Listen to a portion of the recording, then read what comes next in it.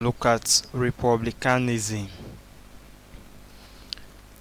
A republican form of government could be defined as a sovereign state headed by a president elected for a fixed offices. Unlike a monarchy, succession to the office of head of state is non-hereditary but elective. It is a representative democracy in which government is by the consent of the people. Example of countries that are practicing republicanism, we have countries like Cameroon, Niger, Chad, USA, India, and Sierra Leone are examples of republican government. So in other words, in republicanism, it is normally headed by a president who is elected for a specific period of time. In other words, it can be 4 or 5 years as the case may be in some countries. That is what we refer to as republicanism. So when you look at the monarchy, the succession to the office or the throne, it is normally based on hereditary. But in republicanism, it is normally based on elections. So we look at the characteristics of a republican government. One, we have popular representation. It is a government based on popular representations. That is, interests in society are represented by elected representatives. That is one of the features or characteristics of republicanism. Of course, we also have popular elections. The succession to different political offices is through elections. In other words, you cannot come to power by an inheritance. You only come to power through popular elections. That is another characteristics of republicanism. Then, of course, periodic elections. Elections are usually periodic in some political system. It could be every 4 or 5 years as the case may be.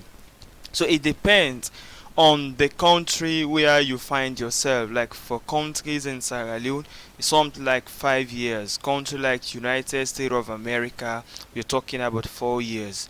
Then of course, equality of citizens. The citizens have equal opportunity to vote or to contest any elective post in this system. In other words, in the republicanism, all citizens are equal either to vote or to be voted for, which is very much common. Unlike a monarchical system, it is only few selected, and that is those people who are coming from royal families. But as far as republicanism is concerned, we're talking about equality of citizens. Of course, popular sovereignty. Popular sovereignty is with the people. The people have the ultimate power to elect their political leaders. That is also another feature of republicanism. Political responsibility. The political leaders must be responsible and accountable to the people they are ruling, because they are coming to power through the consent or the will of the people. So they are also accountable to the citizens. Of course, you also have the rule of law. That is the supremacy of the constitutions, and rules must be abided by its provisions. So in republicanism, it is the law that is supreme and not man. So therefore, both the governed and the governors must be abide by the provisions of the constitutions. So these are some of the characteristics of a republican government. Let's look at the differences between republicanism and monarchy. One of the differences is that the head of state is a president in republicanism, while monarch we have a king, queen, an emperor or empress as of state, as head of state in monarchy. Of course, in republican, he is popularly elected by the people, while in monarchy he is not elected. It is out of succession to the throne, that is hereditary. Then of course, The president stays in office for a fixed tenure in Republican, as we said, for some cases for 4 to 5 years, or some countries will tell you about 2 tenure, or that is, it has a fixed tenure in Republicanism. Why there is no fixed tenure in monarchy? Then elected representatives are responsible and accountable to the people in a Republican state, while in a monarchy, these people, like representative or officials in government, are mostly appointed and therefore are not responsible to the people in monarchy. Then in republican, there are limitations to the exercise of powers by the political leaders, while limitations to the exercise of powers are in continual monarchy but not in absolute monarch. So in other words, we can only talk about the exercise of the powers of the monarch in a constitutional monarch, but in absolute monarch there are limitations to those powers.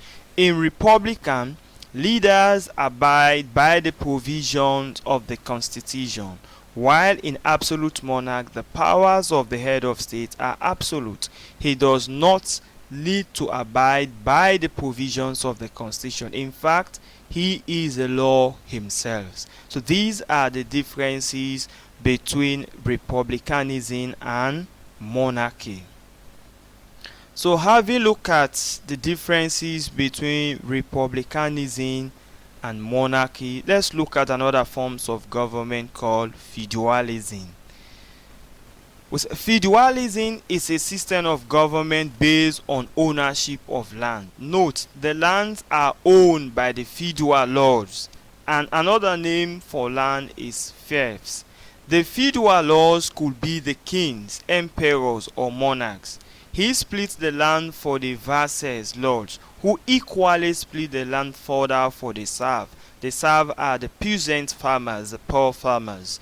A visual lord is a person regarded as having a mutual obligation to a lord, both the visual lords and the serfs being in debt to the king even in time of war, and can as well fight for him.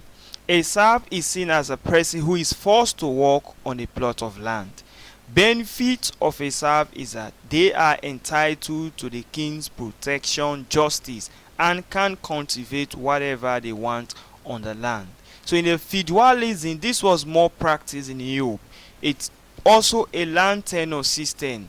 It is a political system that is based on land ownership, but mostly it encourages individual ownership of land. And this person is normally the lord or the king or queen. So let's try to look at the features of feudalism. One, it is a system of government based on hierarchical ownership of land.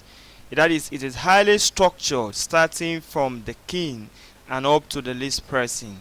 It is also monarchical in nature. Then the feudal lords or the king possesses ultimate power. Then the feudal lords own the land. Unlike when we shall be discussing other forms of governance that is based on land tenure system like communalism, wherein the land belongs to the community. There's a collective ownership of land.